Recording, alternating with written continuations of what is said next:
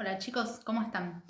Les mando este video para terminar de cerrar el concepto de literatura fantástica que empezamos la semana pasada. ¿Sí? Yo les dejé un PowerPoint un video con la explicación y les dejé un texto para que trasladaran a la carpeta y les dejé aparte un cuento de Horacio Quiroga para leer, sin consignas, sin nada, ¿sí? No voy a volver a repetir lo que decía el video anterior, obviamente porque no tiene sentido, pero sí vamos a aplicar esas características al cuento, vamos a analizar un poquito el cuento, que por eso no les dejé consignas para poder hablárselos yo ahora, y después les voy a dejar, obviamente, dos cuentos, esta vez sí con consignas, para que empecemos a trabajar con lo que es este movimiento, ¿sí? Es muy importante que queden bien en claro cuáles son las características que ustedes puedan diferenciar un texto realista de un texto fantástico y que puedan reconocer cuando leen un cuento fantástico qué características puntuales representan a este género, ¿sí?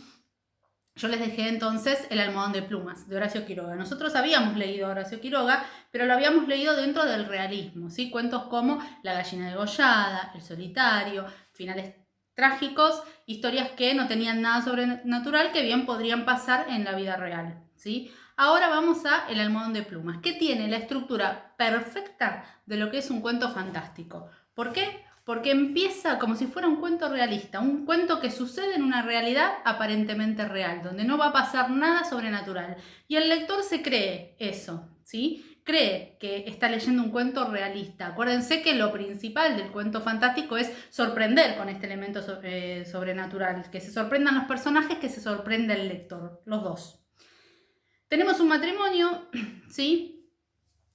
Muy opuestos, Jordán y Alicia. Alicia es una chica frágil, inocente. De hecho, el narrador en algún momento dice sus clásicas, no sé si lo recuerdo textual, pero sus clásicas niñerías de novia, una cosa así, ¿no? Como alguien frágil, inocente, lleno de vitalidad, con este nuevo matrimonio y con todos los sueños que implicaban en una mujer de esa época, siempre contextualicen lo que estamos leyendo, en una mujer de esa época que se casaba recién. Y tenemos a Jordán, que es lo opuesto, porque es un personaje más frío, adusto, serio, rígido, que no es que no la quiere, porque en ningún momento creo que se siente que él no la quiere, sino que tiene una personalidad que le imposibilita demostrar ese cariño y acompañarla a ella en esta actitud quizás más infantil o más femenina, ¿no? Dentro de lo que es el cuento. Entonces ahí ya tenemos una distancia. Pero después tenemos una situación que no tiene nada que ver con la personalidad de ellos dos, sino que es esta enfermedad que ella tiene y que va avanzando a lo largo del cuento. Todo el cuento es esto, es contar el deterioro de ella en la enfermedad e ir dando síntomas inexplicables para los médicos que se relacionan con una debilidad muy grande, nombran la palabra anemia, ¿sí? Esta flojedad, esto que no se puede levantar de la cama, que mejora de día pero empeora durante las noches y a la mañana está aplastada en la cama con esta sensación de que no se puede levantar. Las alucinaciones que tiene ella ya casi al final del cuento, todo eso son indicios de lo que va a pasar al final. Lo que pasa es que el lector, como no sabe el final, no lo toma como indicio, ¿sí? Pero bueno, al final del cuento aparece el elemento fantástico, que es este parásito que estaba en la almohada y que le estaba tomando la sangre a Alicia, ¿sí? Y que eso fue lo que le ocasionó la muerte y que por eso los médicos no sabían qué era lo que le pasaba. Obviamente, muchos lectores se quedan con la duda de si este cuento pertenece al género fantástico o no. Obviamente es un cuento fantástico. Fíjense, primero que en 5 noches vació a Alicia, lo dice literalmente el narrador, y después las proporciones y la dimensión que tiene este parásito, ¿no? Habla de trompa, de patas. Obviamente es algo que no se ajusta a la realidad, es sobrenatural. Pero bueno, el narrador y atrás del narrador, el escritor, tiene toda la intención de que al lector le quede esa duda.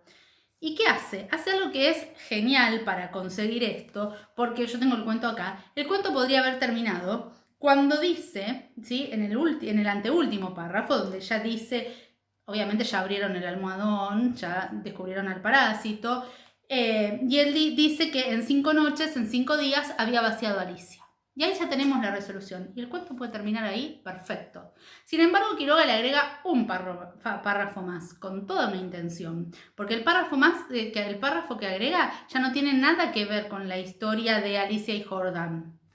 Estos parásitos de las aves, diminutos en el medio habitual, llegan a adquirir en ciertas condiciones proporciones enormes. La sangre humana parece serles particularmente favorable y no es raro hallarlos en los almohadones de pluma.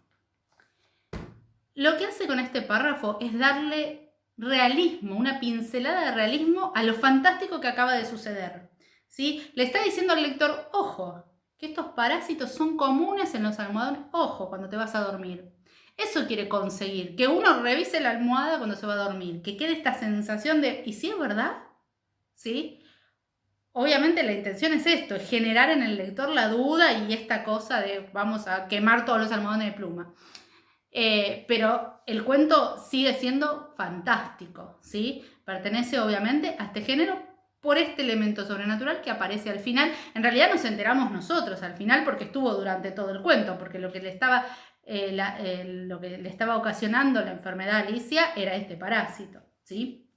Y otra cosa que no viene por ahí al tema de lo fantástico, pero que se habla mucho de este cuento, que es un análisis que hacen los críticos, es que el ambiente donde vive Alicia, la casa, esa casa, fíjense que también es muy parecida a la figura de Jordán. La casa no tiene mucho que ver con la personalidad de ella. Lo dice el narrador también, es una casa que presenta claroscuros, no es una casa muy iluminada, grande, con columnas, ¿sí? Uno se la imagina una especie de castillo, ¿sí? Se los digo así entre comillas porque no lo dice, pero bueno, es lo que uno puede imaginar cuando va leyendo. Y la figura de Jordán, que también dice que es alto, serio, frío, muchos la relacionan con la figura del vampiro, ¿sí? Que él representa una especie de Drácula y esa casa una especie de castillo gótico.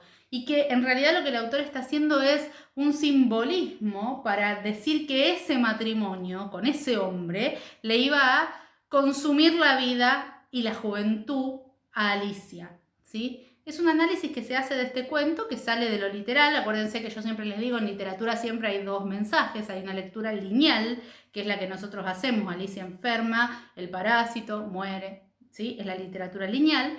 La lectura, perdón, lineal. Y después tenemos otra segunda lectura que es mucho más profunda, que tiene que ver con un análisis y con esto de ir encontrando símbolos y el que llega a eso llega y el que no, no hay problema, porque tiene que ver con las interpretaciones también y eso ya es personal.